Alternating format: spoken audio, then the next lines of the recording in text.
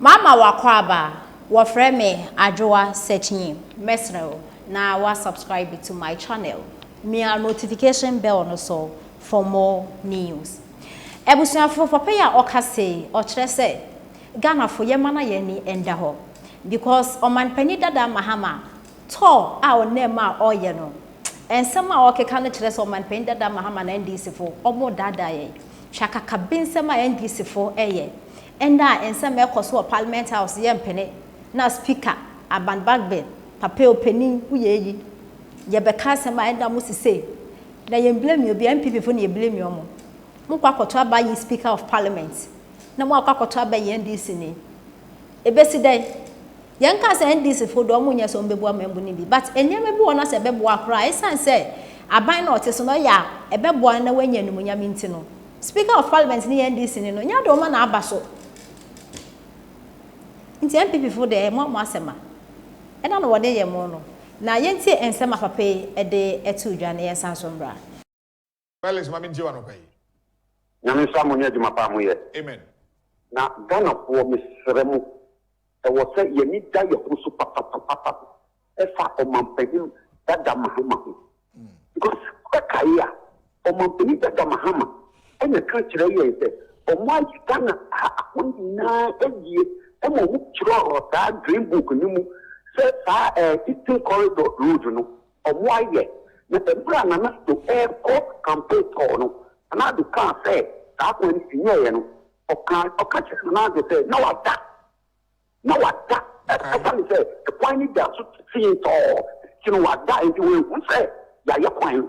and that on my police to catch it that catch it say na professor me and the say and no kai no go fight ka free e Brazil buy and na for to attack and no see aban and ti so ba be yet up you na emra o kan tire se wa ye kwan no na sa time no na Ghana fo ye we him nti se nya mo te da fa kan se sa na se mo kan ye tabru na nya no kre no o da ye Ghana fo na be no kan tire se o be haya Ghana fo ye be to aba papa we so o somebody esu juma ka Ghana fo mo ye hu yi na ye je mi tika ye be no ye hu Felix Ball, it has 0240550899, 0240550899. Also, bet me I join here on that 2 TV and on Man FM as well. Now also the Wadrinche Abba. Ebusuafo ensem we na pape e de out to dra akwan ho nsem na oka o kire se ensem o manpani dada Mahama e kan ina kire se papa no ye trofo ense se ye ma no second chance. Na personally, mensumi opinion ni. Eya omanpani dada Mahama. Ne to ya onemu okoi. Odu region bi na okasa. Na mo region na omanpani dada Mahama ejina ho ekasa no. Mo akasa mo ya we se ne penso mo sufre na wanfi mu. E na wa bejina na okasa ensem no mpacho obi ntimi nkwaje mic no emfiri ni nsem with all due respect. En fashion any so. Yeni abre.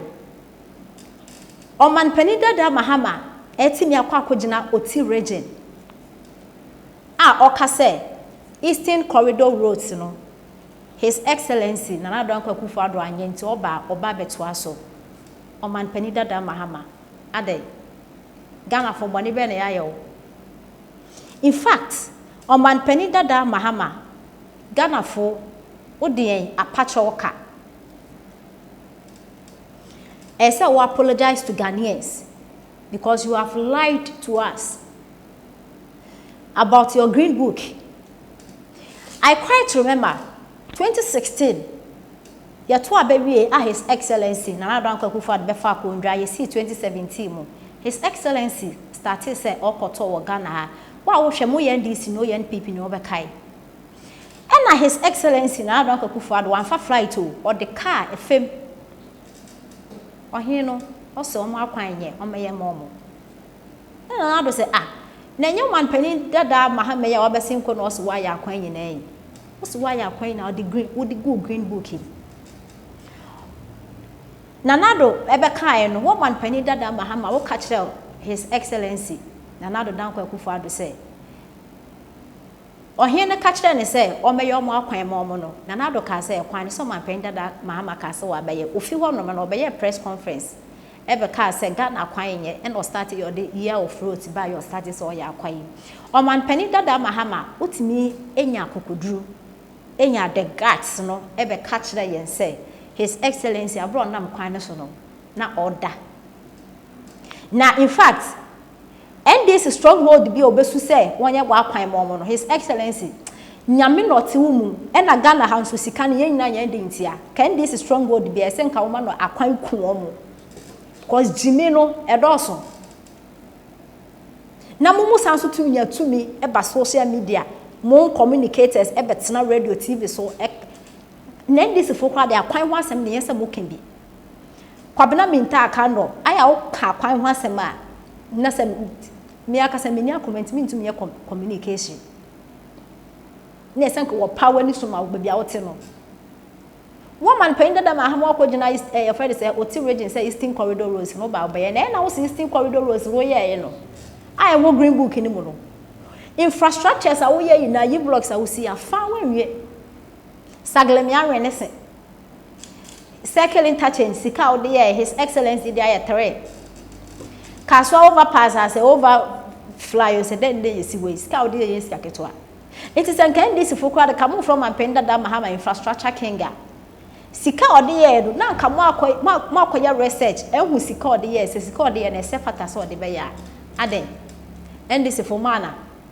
mo hadwun too much mo hadwun mo na mo se mo ya Ghana akwan nyina wo man Ampenda da Mahama da no gina ho say from Ghana to China 11,000 kilometers. It is His Excellency now don't for this why you acquire 11,000 kilometers there obwa. Now so where O man Penda da Mahama and this for more ya acquire him wa Ghana hand. In fact, more come on to you people should shut up. Kwabena minta account on a more your friend is a papa. Is it Madina MPOs papa or catch up say oh yeah F MP moa parliamentarian a wo shemra opani a adwon wo tirim e begina egua so ye F oni kwabla minta kan no ndra amo ye press conference agenda 111 His Excellency another don kakufa the cast of besi no wa start bi na emum no so onwie obewie da se nti on tiase na se wa ye bi wa wi amonso mo ba mo beto aso se Ghana fo bebre na ebe hwe nyame ani makoto aba 2024 de amamna mo awini mo ba e o mo problem mo ba no mo beto aso sa membo e nto aso ti se mo ba na agenda 111 mo na egumre mo na ngumre mo yi brosa mo si gumre me no o mo de free SHS ba mo awie fa ti e de se fo mo na ya so nkwa didi mo na ya ndwin na mo ha dwin too much ade woni se mo nti menya hwe you and this for you know it yourself so you cannot do anything a power and you are just hungry for power come demon na mo sanso aba that is the truth that is the fact nso mo na aso nkwa didi mala